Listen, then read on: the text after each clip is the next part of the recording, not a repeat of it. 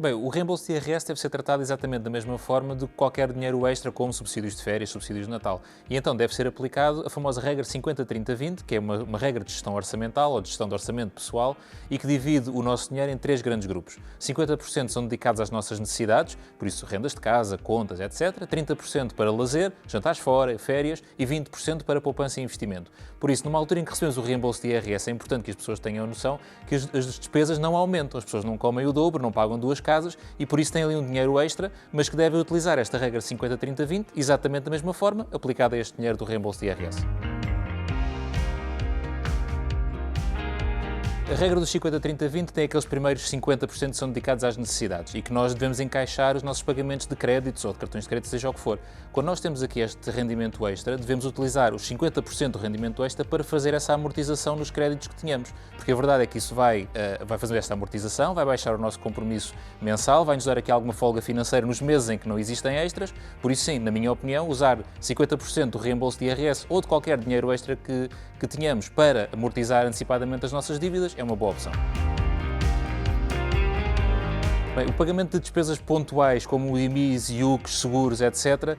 carece acima de tudo de um planeamento e nós temos o nosso orçamento pessoal bem planeado e sabemos quais são os meses onde esses pagamentos vão ter que ser feitos e por isso eventualmente usarmos um reembolso de IRS que virá entre maio e junho para fazer face a essas despesas pode ser uma boa forma de o utilizar e assim não termos que estrangular, digamos assim, o orçamento pessoal nos outros meses.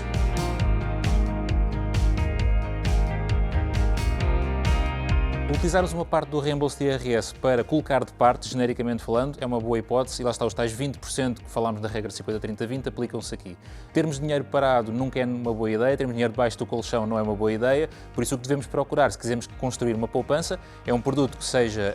mobilizável, ou seja, que nós podemos resgatar a qualquer altura, que consigamos aceder a qualquer altura e que idealmente nos dê aqui alguma taxa de juros associada. Quando estamos a falar de poupança, nunca vai ser uma rentabilidade extraordinária, mas ainda assim é importante todos nós tenhamos esse dinheiro ali posto de parte.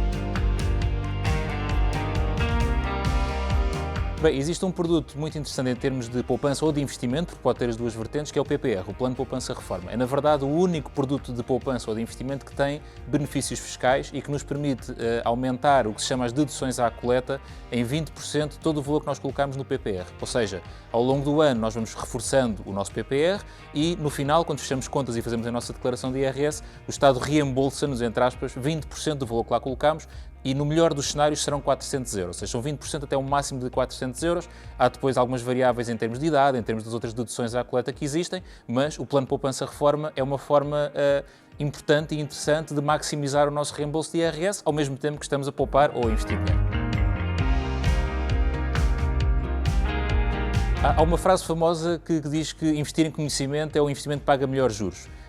E isso é claramente uma boa ideia. Por isso, nós investimos na nossa própria formação, seja formação profissional na área onde trabalhamos, seja formação financeira, seja o que for, nós aprendermos, ganharmos novas competências, vai ser sempre bom para o nosso desenvolvimento enquanto pessoas, enquanto profissionais, e isso eventualmente poderá ter um retorno numa progressão de carreira, numa mudança de função, num novo negócio, seja lá o que for. Por isso, sim, utilizar o reembolso do IRS ou uma parte do reembolso para investir em formação e crescermos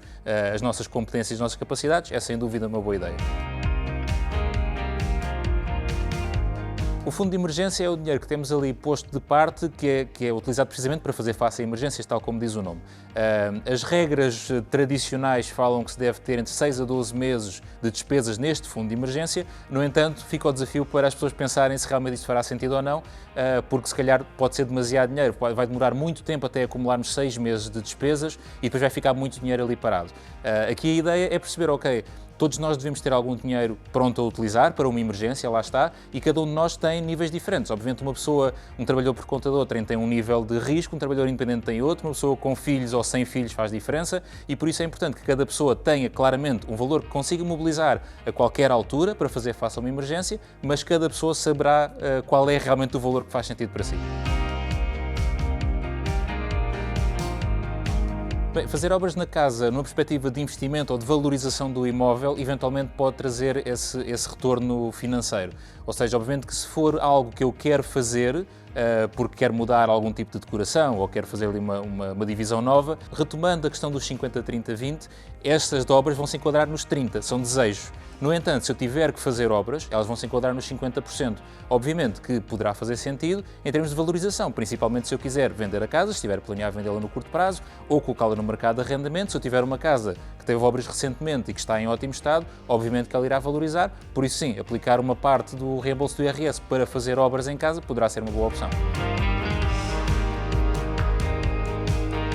Bem, neste momento tem-se falado muito da subida da taxa Euribor pela questão do crédito de habitação, mas ela traz uma coisa positiva, que é a subida das taxas de juros dos certificados de aforro. Os certificados de aforro era um produto que há um ano tinha muito pouco interesse porque a taxa de juros era muito baixa e recentemente atingiu a taxa base máxima de 3,5% e depois ainda há prémios de permanência. Há mais 0,5% a partir do segundo ano, mais 1% a partir do quinto ano. Neste momento, considerando o tipo de produto seguro, garantido, com uma taxa de rentabilidade atrativa, na minha opinião, os certificados de aforro são os que respondem melhor a todas essas necessidades.